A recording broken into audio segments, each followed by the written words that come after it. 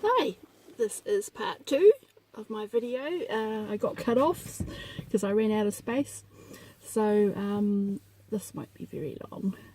I was just going through a list of rules and things that Jehovah's Witnesses have for members, all the things they can and can't do.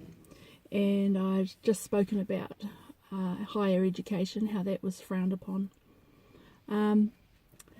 Some more things on my list. You can't really do volunteer work like for Red Cross, things like that. Some say you can't go op shopping, you can't buy things from shops that the money goes towards any religious kind of organisation. You can't use the gym or the pool at the YMCA. You can't celebrate holidays like Valentine's Day, Mother's Day, things that aren't even mentioned in the Bible. You can't buy raffle tickets. You can't say good luck or cheers. Clinking your glasses. You can't accept work from a church. I think brothers have been disciplined or even disfellowshipped for accepting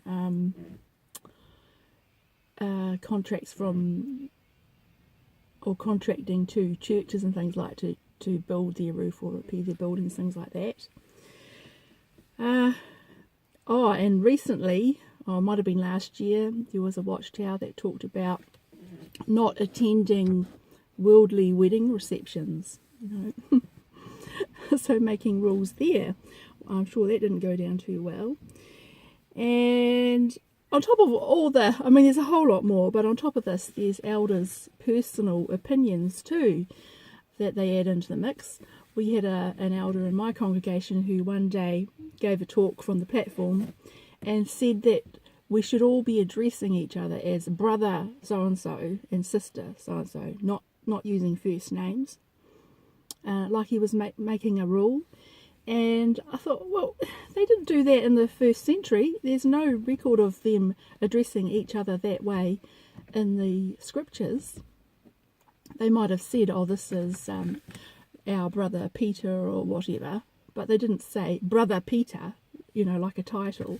And this elder was insisting that we use brother and sister like a title. I don't know if he meant just when we were at the hall or if all the time. I don't know. Anyway, so Jehovah's Witnesses certainly have an awful lot of rules added onto those simple 2 requirements that Jesus gave about listening to him and becoming his disciple.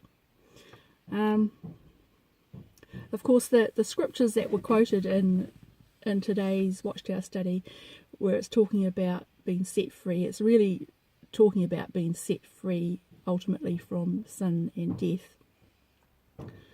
But quite often the Watchtower studies talk about being set free from false religion. And Paul did talk about being set free from the Mosaic law and all the rules and laws that the religious leaders at that time had added onto it. And he talked about that as being a yoke of slavery. And he instructed fellow Christians not to be confined again in a yoke of slavery. And in a Watchtower magazine that I looked up just from a few years ago, they tied this into, they said that was like false religion today. They called it, they said false religion is a present slavish yoke. So I thought, well, what does that make Jehovah's Witnesses then, with all their rules and laws and requirements? It makes them part of false religion, doesn't it? Something else interesting that Paul wrote in Romans 6:16, he basically said that you become a slave to whomever you obey. So Jehovah's Witnesses need to really ask themselves, who is it they are obeying? Who comes first? Is it the governing body, the faithful slave, or is it Jesus? Jesus only gave 2 requirements to be set free, but the governing body have added on to that. They've put themselves in the equation. You have to be obedient to them to be a disciple of Christ. That is what they say. But as Paul wrote there, whoever you obey, you become slave to that one. So Jehovah's Witnesses really are in bondage or in slavery to the governing body of Jehovah's Witnesses. Not very good. Jesus gave the instruction, and Paul recorded it at 1 Corinthians 7:23. He said, "You were bought with a price, stop becoming slaves of men." So really, Jehovah's Witnesses may think they have freedom, but really they are slaves of men, because these men, the governing body, tell them they cannot have any of the benefits of being a disciple of Christ without them, without obeying them. So it's quite a sad situation to be in.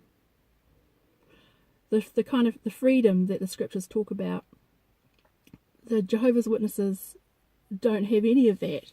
Even the freedom from sin and death, which first century Christians were clearly told that they would have through their faith in Jesus,